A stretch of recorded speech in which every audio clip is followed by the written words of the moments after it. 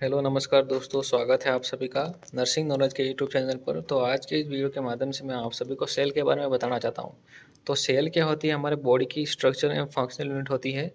तो बहुत सारी सेल मिलकर टिश्यू बनाती है, टिश्यू मिलकर ऑर्गन बनाते हैं, बहुत सारे ऑर्गन मिलकर सिस्टम बनाते हैं और बहुत सारे सिस्टम जो होंगे उन सभी से मिलकर बॉडी का फॉर्मेशन होता है। यानी कि स्ट्रक्चर एंड फंक्शनल यूनिट का सीधा सा मतलब ये है कि जो भी स्ट्रक्चर है वो बॉडी में हमारे बॉडी का स्ट्रक्चर देने का काम करेगी और ये जो ऑर्गेनल्स है वो अपना अपना फंक्शन करके हर एक पार्ट पर काम करेंगे। जो सेल की डिस्कवरी है रॉबर्ट हुक ने 1665 में की थी, लेकिन वो सेल्स थी वो लाइव नहीं थी। और लाइव सेल जो डिस्कवर की थी, लाइव सेल डिस्कवर्ड बाय कौन था? Antonie van Leeuwenhoek. Who is that? Antonie van Leeuwenhoek. Cell की जो थ्योरी है, सेल की theory is given by Sheldon and Schwann. Study of cell is known as, एन के और ए का मतलब है कि नॉन एज। क्या मतलब है? Known as cytology. Largest cell of human body is ovum. Smallest cell of human body is sperm, and longest cell of human body is neuron. ये पढ़ लिया। अब समझ गए आप सभी की सेल की डिस्कवरी जो की थी रॉबर्ट हुक ने 1665 में की थी, जो सेल लाइव नहीं थी। और जो लाइव सेल की डिस्कवरी जो की थी एंटोनी वॉन ल्यूवेनहक ने की थी। और जो सेल की थ्योरी है शील्डन एंड स्वान ने दी थी। स्टडी ऑफ सेल को साइटोलॉजी कहते हैं। Largest cell of human body ovum, smallest cell of human body sperm, and longest cell of human body is known as the neuron. सब अब हम पढ़ते हैं कि सेल में दरअसल होता क्या है, कंपोजिशन क्या होता है सेल में।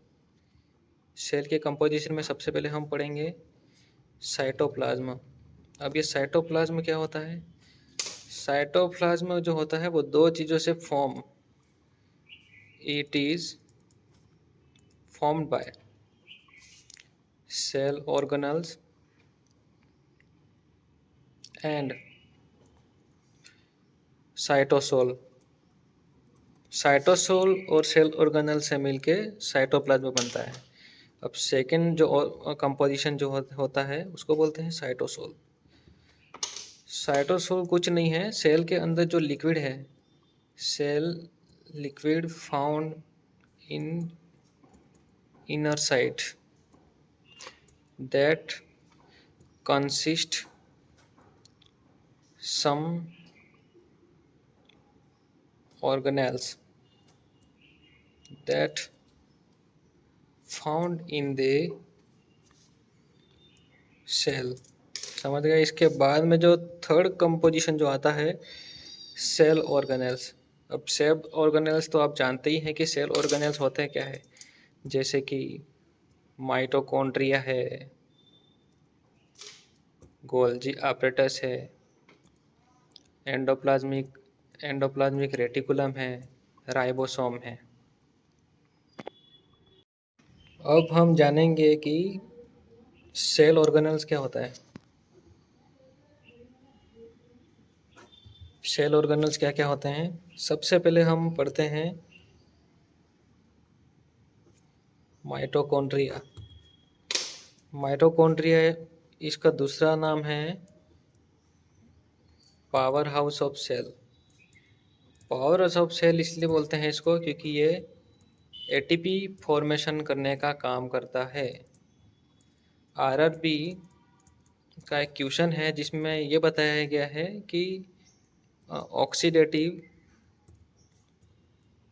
फॉस्फोराइलेशन क्या होता है। तो ऑक्सीडेटिव फॉस्फोराइलेशन का सीधा मतलब यही है कि एटीपी का जो फॉर्मेशन होता है उसी को बोलते हैं ऑक्सीडेटिव फॉस्फोराइलेशन। तो माइटोकॉन्ड्रिया एटीपी फॉर्मेशन के लिए रिस्पॉन्सिबल है एटीपी फॉर्मेशन के लिए रिस्पॉन्सिबल है। सेकेंड हम पढ़ते हैं ribosome. Ribosome it is also called protein factory. It consist protein inside body. समझ गए राइबोसोम के बारे में। थर्ड अपन पढ़ते हैं एंडोप्लाज्मिक रेटिकुलम के बारे में। तो एंडोप्लाज्मिक रेटिकुलम का सीधा सा मतलब है कि ये रिक्वायर्ड होते हैं। सबसे पहले हम ये पढ़ेंगे कि टाइप्स कितने होते हैं एंडोप्लाज्मिक रेटिकुलम के। दो टाइप, रफ एंडोप्लाज्मिक रेटिकुलम,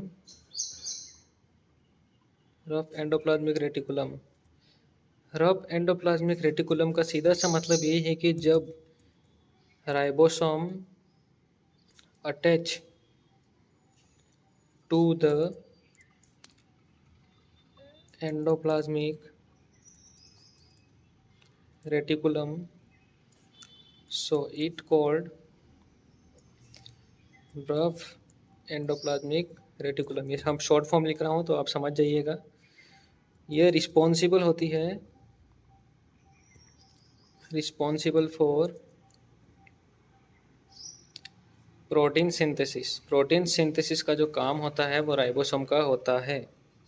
समझ गए। अब सेकेंड टाइप इसका ये होता है कि रफ के बाद में स्मूथ। दो टाइप की होती है ना endoplasmic reticulum, rough and smooth endoplasmic reticulum.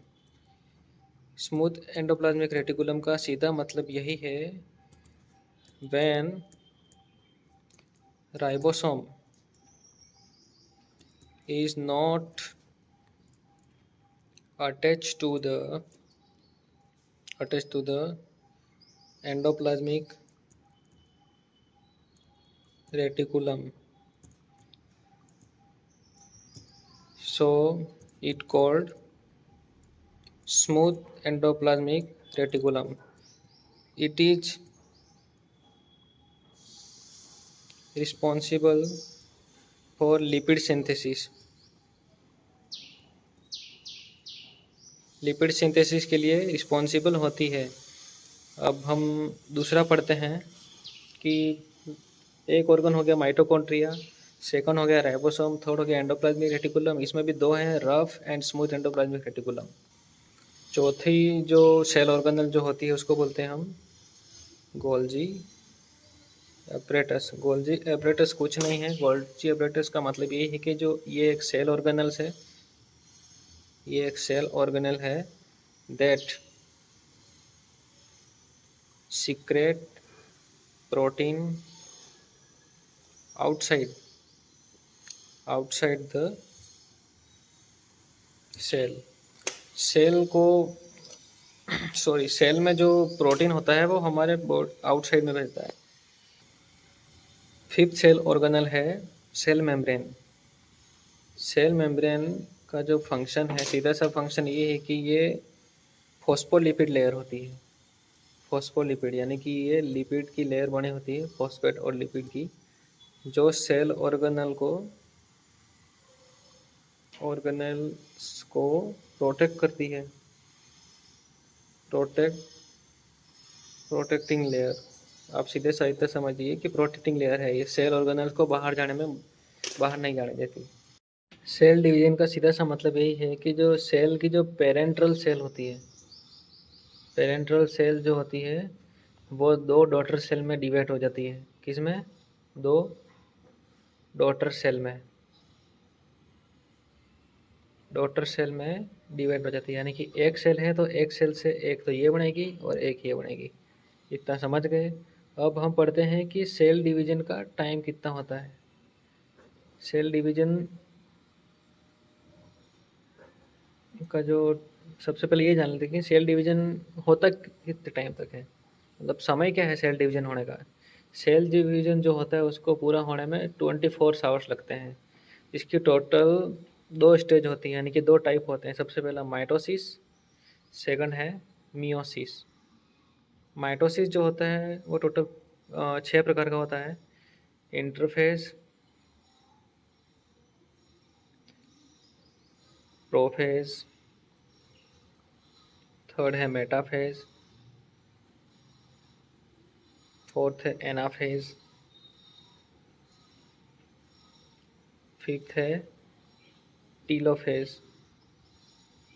Sixth है साइटोकाइनेंस। अब हम जानते हैं कि माइटोसिस में दरअसल होता क्या है। माइटोसिस में दरअसल ये होता है, इसको हम सोमेटिक सेल डिवीज़न कहते हैं। सोमेटिक सेल डिवीज़न कहते हैं। और सबसे पहले हम पढ़ेंगे कि इंटरफेस क्या होती है। इंटरफेस में ये होता है कि जो सेल होती है, इसमें बहुत सारे सेल ऑर्गेनल, क्रोमेटिन, क्रोमोसोम वगैरह जो भी सेल ऑर्गेनल्स वो सब होते हैं, वो प्रिपेयर होते हैं किसके लिए। अब प्रिपेयर कहीं बाहर जाने के लिए तो होंगे नहीं, प्रिपेयर होते हैं सेल डिवीज़न के लिए। सेल डिवीज़न के लिए, और जो सेल डिवीज़न के लिए जो प्रिपरेशन जो होती है वो 18 से 20 घंटे की होती है। यानी कि 24 घंटे का जो सेल डिवीज़न जो होता है उसमें से 18 से 20 घंटे खाली इंटरफेज में हो जाते हैं। इसके बाद में हम पढ़ते हैं प्रोफेज। प्रोफेज में कुछ नहीं है। सबसे पहले ये है कि जो ये सेंट्रोसोम जो होते हैं, ये सेल की कैविटी के अंदर जो थे, न्यूक्लियस के अंदर जो थे, वो बाहर आ जाएंगे। ये मैं बना रहा हूँ, इसको बोलते हैं क्रोमेटिन। क्या बोलते हैं? क्रोमेटिन। और ये जो संरचना होती है आउटसाइड एक ही होती है स्टार्ट में, प्रोफेज में, जिसको हम बोलते हैं सेंट्रोसोम। सेंट्रोसोम। और प्रोफेज में सीधा सा ये होता है कि जो सेल ऑर्गेनेल्स जो भी होते हैं, सेल ऑर्गेनेल्स एब्सेंट हो जाते हैं। सेल ऑर्गेनल एब्सेंट हो जाते हैं। और जो ये क्रोमोसोम जो होता है, क्रोमोसोम क्रोमोसोम जो होते हैं वो ऑपोजिट साइड में चले जाते हैं। कहाँ? ऑपोजिट साइड में। अब हम पढ़ते हैं मेटाफेज के बारे में। मेटाफेज में क्या होता है कि ये जो अभी हमने जो सेंट्रोसोम जो देखा था, जो यहाँ पर होता है क्रोमोसोम के अबव, मतलब पास में, ये जो होता है, जो सेल जो होती है उन पे बाइंड हो जाता है। ये सेल सेंट्रोसोम की जो स्पिंडल्स हैं, क्या बोलते हैं इसको? Spindle fibre.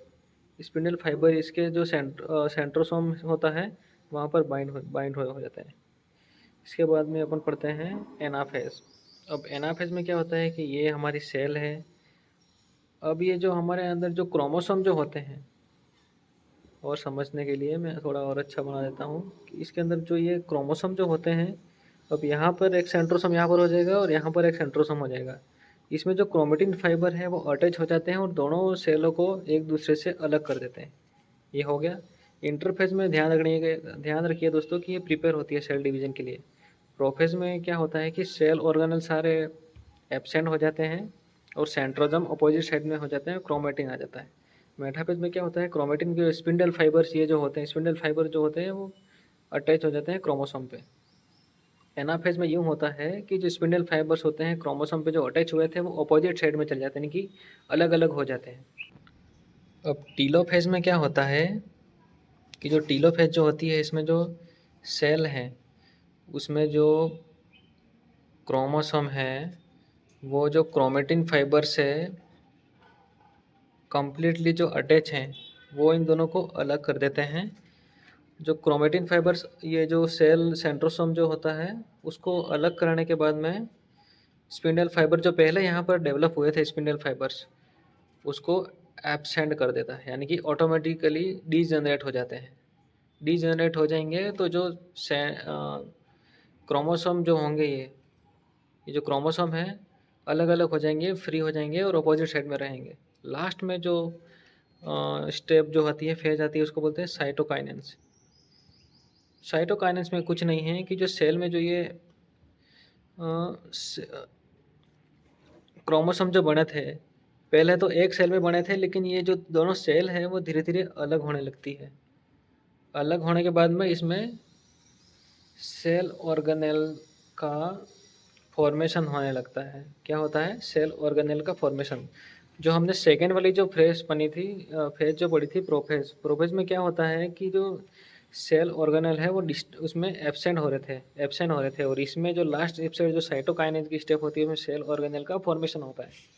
अब हम पढ़ते हैं सेकंड स्टेज मायोसिस। मायोसिस में कुछ नहीं है, ये दो टाइप का होता है, प्रोफेज, मेटाफेज,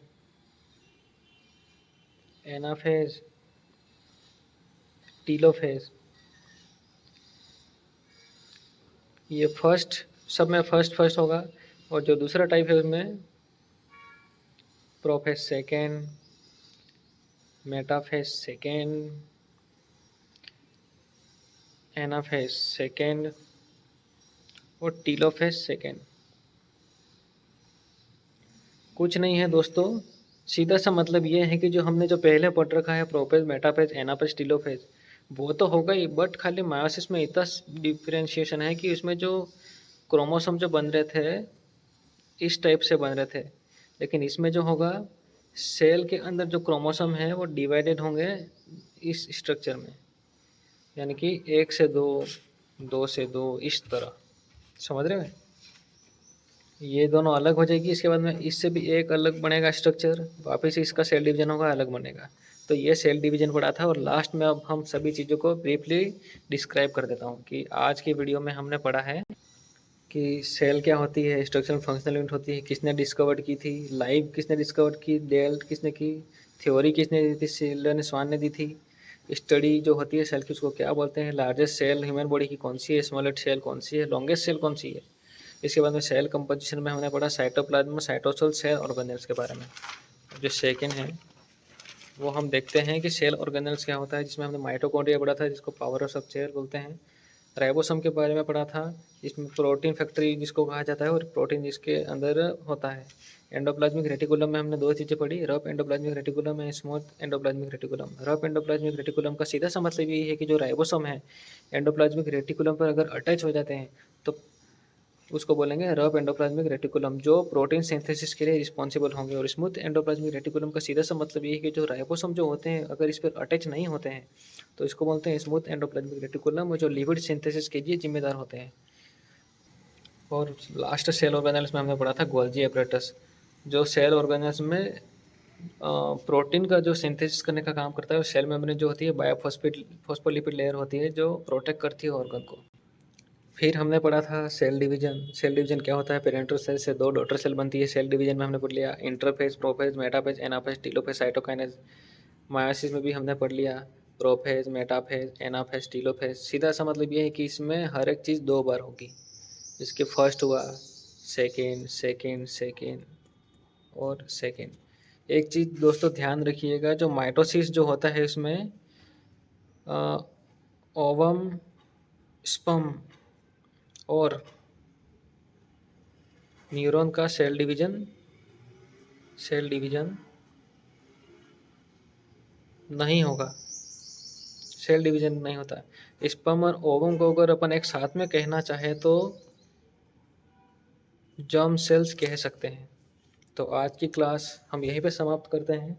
आशा है कि आप सभी को समझ आया होगा, और ऐसी ही वीडियो के लिए हमारे चैनल को सब्सक्राइब करें, और इंस्टाग्राम पे हमारा जो पेज है जो डिस्क्रिप्शन में लिंक है वहाँ से जाकर फॉलो कर लेवे, और कमेंट करना ना भूलें कि आपको वीडियो कैसी लगी, और नेक्स्ट कौन से टॉपिक पे आप वीडियो चाहते हैं वो ज़रूर बताएं। धन्यवाद।